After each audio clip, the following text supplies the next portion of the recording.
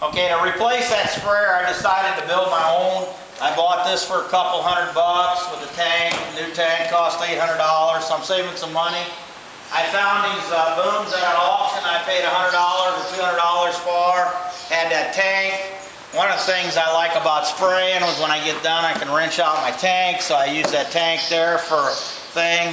I've got my own motor with electrical system on it, so now I can use my electrical controls off of the battery onto that. So I can take my controls, put it in the back of the truck, put it to any tractor I got, even the ones that don't have a battery to it.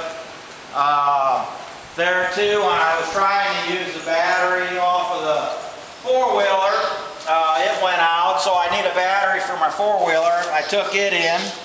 There's another $80 for Kawasaki battery, and so I got that battery to replace. And then one of the things about this sprayer, I'm kind of sorry I jumped around. I'm putting these Wilmar spray hoods. And I'm getting the parts here, so I'm hoping to get this put together any day that the parts will come in. And this way I don't have any drifting. I've got a lot of waterways in my hayfield. I'm hoping to be out in an open tractor where I don't get any chemicals on me, that I can see what I'm doing, put it on the field, and I can utilize my older tractors.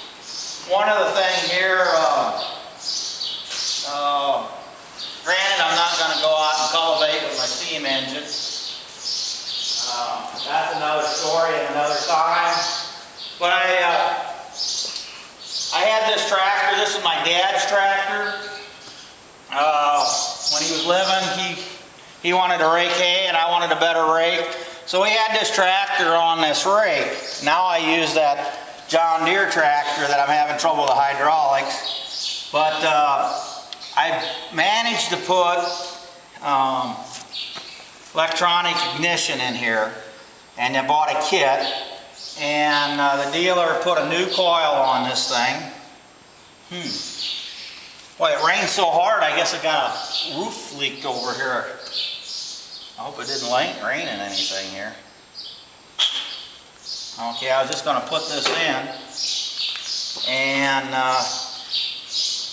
granted, I left my wrenches and stuff here, but we're going to change this coil. And this is a brand new coil from John Deere. And I'd go out in the field and the tractor would quit. And I didn't know what was wrong with it. And I had a guy come out, put all new parts on it. He put that in there. And it worked good for about 2 days, and that was the end of it. And I couldn't figure out what was wrong. And then the parts guy come along. He said, well, if you got electric ignition, you need a flamethrower coil. So I went ahead and bought that. And then had another guy I was going to have him put it in. He started looking at it. He said, well, this thing's shot. So all along, this coil was bad on here. And this is just some of the dangest things that can happen. You know, it's nothing like getting away from home at the far end of the field, and the damn thing quits, and I just couldn't pull nothing. It started missing, and I got it back. And this tractor here, kind of stayed close to it.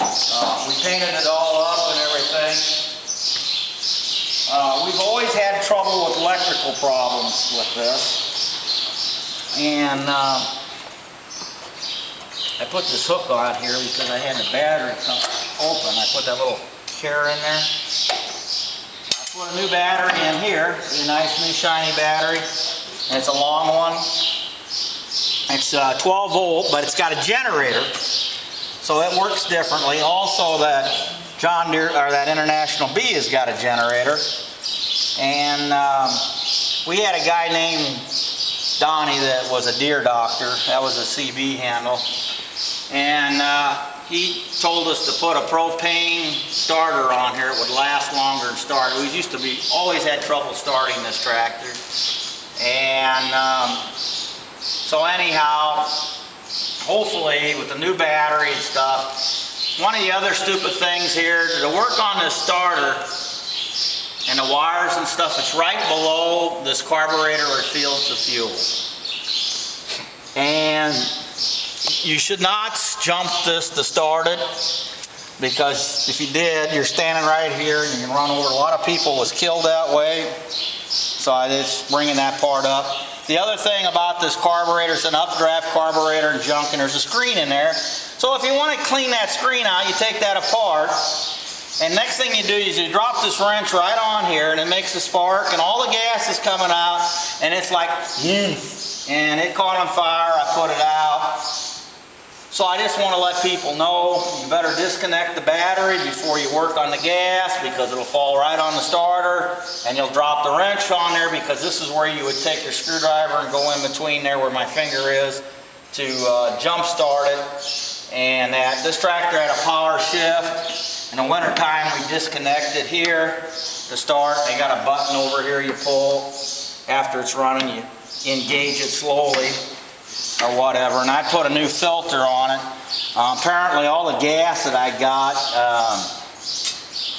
it just seems like the gas is no good anymore. So that's part of the problem that we have with some of these tractors. But there's another battery I just replaced, and the heat, and granted, when you have an old tractor, the heat and stuff, some of these wires do get bad, but we did put a new wiring harness in it, I don't know, about 10 years ago. Okay, we'll go to the next problem, I guess, we're going to fix. Lisa? Okay. Turn it off. Fine video? Turn it off.